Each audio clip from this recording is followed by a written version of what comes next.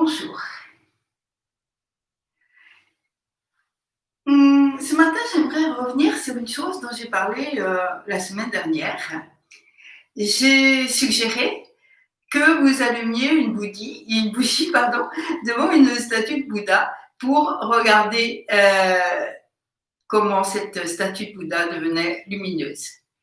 Et ensuite, je me suis rappelé que c'était peut-être pas si évident, parce que moi, quand j'ai commencé à pratiquer, eh bien, j'étais, comment dire, assez hostile, en fait, à l'autel et aux statues. Alors, aux chants et aux cérémonies, j'en parle même pas. Euh, Au point que, enfin, hostile, c'est pas vraiment le mot, mais en fait, j'étais pas enthousiaste sur la présence de l'autel et des statues. Au point que, à la fin de la première retraite que j'ai faite, alors c'était dans un endroit, une très grande salle comme ça, avec un enseignant et qui était au fond de la salle. Alors à la fin, il a dit, si vous avez des questions, tout ça, venez devant moi, venez les poser. Personne n'a bougé. Et moi, j'ai bougé. Et alors, je me suis levée, je suis allée devant lui, je lui ai dit, pourquoi est-ce qu'il y a une statue sur l'autel? Pourquoi est-ce qu'il n'y a pas plutôt une belle pierre ou une fleur ou rien du tout? Euh, alors en fait, la réalité, c'est que je ne me souviens absolument pas de la réponse qu'il m'a donnée, qui avait dû me convaincre. Mais en fait, c'est normal qu'elle ne m'ait pas convaincue parce que je crois que les seules réponses qui entrent en nous vraiment sont les réponses que nous trouvons. Alors ça met du temps, mais ça, ce sont les vraies réponses. Et voilà comment moi, j'ai avancé, en tout cas, dans ma vraie réponse par rapport au statut. Avant de rentrer en France, je me souviens que c'était peut-être juste un jour ou deux avant d'aller prendre l'avion à Tokyo, donc pour ouvrir la demeure sans limite, et j'avais aucune statue. Et un couple est arrivé. Un couple est arrivé au temple de mon maître, là au fond de la montagne, et ils ont dit, on a entendu dire qu'il y avait un temple qui allait s'ouvrir en France, et on a souhaité apporter quelque chose. Et ils avaient une très jolie, comme ça, assez petite statue de Manjushri. Alors, Manjushri, Bosatsu, c'est le Bodhisattva Manjushri, Bodhisattva de la sagesse, qui est monté sur un lion, parce que le lion, c'est le rugissement du Bouddha, et qu'on met traditionnellement sur l'autel de la salle de méditation, puisque la méditation, c'est prajna, c'est la sagesse. Et du coup, je suis rentrée en France, très jolie statue qui est toujours sur l'autel de la demeure sans limite, en bois blanc. Et je suis rentrée en France avec cette statue, qui était vraiment un don complet, parce que ces personnes ne sont jamais venues en France, n'ont jamais su ce qui s'était passé avec leur statut. Donc la demeure a ouvert, et quelques années plus tard, il y a une dame qui est arrivée, avec dans ses bras, littéralement dans ses bras, une grande statue d'un Bouddha en métal noir, qui avait un très beau visage, un visage très, très souriant, très plein de paix, en méditation. Et elle nous a dit, ben voilà, je l'apporte comme cadeau pour la demeure sans limite. Alors, une parenthèse, c'est que cette dame, c'était assez prémonitoire, puisqu'ensuite elle est allée aux États-Unis, qu'elle a été ordonnée, qu'elle a travaillé avec Okumura Roshi, et que maintenant elle a son propre lieu, c'est Shoju Sensei, qui a son propre lieu dans la Drôme. Donc, cette statue de Bouddha, cette très belle statue de Bouddha, on l'a mise dans un autre endroit de la salle de méditation, parce qu'on n'a qu'une salle pour méditation et cérémonie.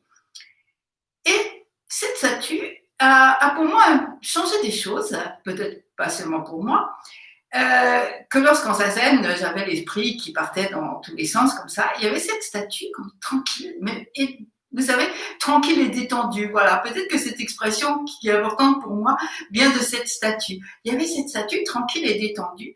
Et moi, ça ouvrait en quelque sorte quelque chose en moi, un espace tranquille et détendu. Et cette statue, j'ai commencé à comprendre quelque chose de statue rappel, de statue miroir. Encore quelques années plus tard, nous sommes allés avec le groupe de la demeure sans limite au Japon et nous en sommes revenus avec cette fois-ci une petite statue comme ça, une petite statue en pierre de Jizo Bosatsu, du Bodhisattva Kshetagarbha, du Bodhisattva Jizo. Alors, on en voit partout de cette statue en pierre au Japon, à l'extérieur, parce que le Bodhisattva Jizo, c'est celui qui nous accompagne sur les chemins du samsara. Et donc, on va le trouver souvent au carrefour, ces petites statues en pierre. On en voit beaucoup, même à Tokyo, avec un petit bouquet devant, ou bien sûr à l'entrée des temples, parce que Jizo a d'autres fonctions, si je peux dire, par rapport aux enfants, aux fœtus, etc. Mais ce qui m'intéressait, c'était ce qui nous guide dans la voie. Alors cette petite statue en pierre, grande comme ça à peu près, on l'a placée dans la cour, parce que les Jésus sont toujours à l'extérieur. Et on l'a placée sous le grand cerisier, près du bassin. Et bon, la cour, c'est pas vraiment jardin zen, c'est plutôt avec plein de fleurs comme ça. Ce qui fait qu'on le voit pas forcément en arrivant. Alors les gens traversent, puis du coup, il y a quelque chose. Ah oui, il y a une statue, ben, je ne l'avais pas vue. Et moi, j'aime bien comme ça, parce que c'est assez discret, et puis tout d'un coup, on le voit. Et là aussi, ça a changé des choses pour nous, parce qu'on a tendance, alors c'est un peu, faites ce que je dis, faites pas ce que je fais, on a tendance à traverser la cour en courant, pas du tout en marchant en pleine conscience, pas du tout, en pensant à ce qu'on va faire dans la cuisine, en pensant que ça a déjà sonné, en pensant qu'il faut voir telle personne, etc. Et puis tout d'un coup, on traverse la cour en courant comme ça, sans penser du tout à ce qu'on est en train de faire. Et puis il y a ce Jizo-sama qui est là, tranquille, un visage là aussi très détendu, tranquille, et hop, statue rappel, statue miroir, qui nous fait revenir à nous-mêmes comme ça et se retrouver nous-mêmes en fait. Et ce qui me touche dans ces statues, c'est qu'il y a, vous savez, comme dans les statues des Bouddhas khmers, avec ce sourire tellement fin, tellement pénétrant, c'est qu'il y a une beauté dans cette statue. Et que cette beauté, elle ouvre quelque chose en nous. Et que cette beauté, c'est comme une grâce. En ce moment, par exemple, on peut voir le matin quand la neige est complètement intouchée, comme ça, c'est quelque chose de très pur, de très beau, ou bien quand il fait très froid, que le givre a enrobé chaque petite aiguille de pin. Il y a une grâce dans la beauté, ou les cerisiers en fleurs, ou le murmure de l'eau. Mais ce qui est encore plus précieux pour moi, c'est que ces statues ont été faites avec des mains humaines. Ces statues, c'est un partage en quelque sorte.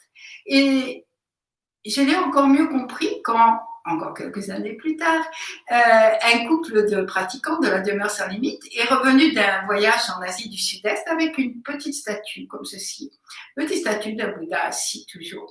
Bien sûr, la méditation, c'est la pratique la plus fondamentale. Donc voilà, ce Bouddha, il est assis comme ça, et il touche la terre. Il touche la terre. Ça, c'est aussi le geste de beaucoup de statues du Bouddha qui prend la terre à témoin.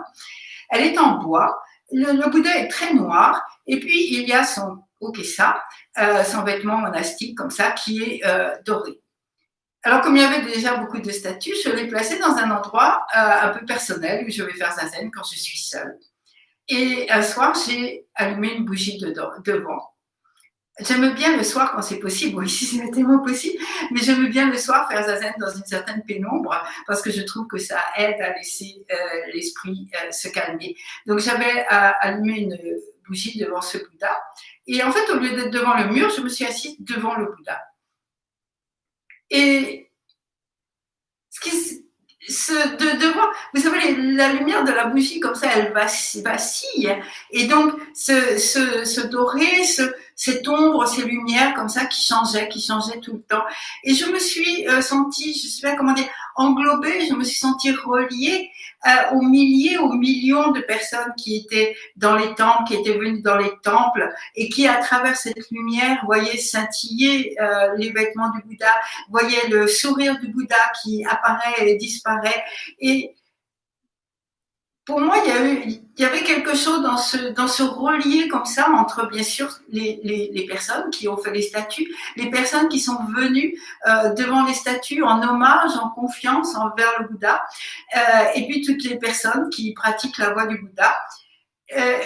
Pour moi, c'était Ishin Denshin. Vous savez, cette expression du zen qui veut dire la transmission de cœur-esprit à cœur-esprit. Et pour moi, voilà, ces statues de Bouddha, c'est ce qui nous rappelle notre véritable nature. C'est un miroir, ces statues de Bouddha. Ce qui fait que c'est très important parce que, voilà, par exemple, je fais les prosternations pendant la cérémonie, mais ça n'aurait pas de sens pour moi si c'était une personne qui fait une prosternation devant un morceau de bois ou de métal.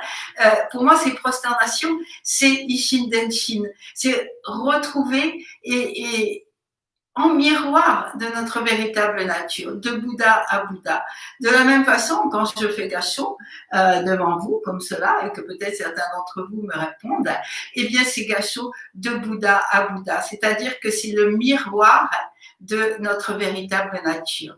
Voilà, ça c'est mon histoire avec les statues. Statue rappel, statue miroir. Ça, c'est la réponse que j'ai trouvée. Et je vous laisse trouver votre propre réponse. Merci. Et bon week-end dans la joie du Dharma et à lundi.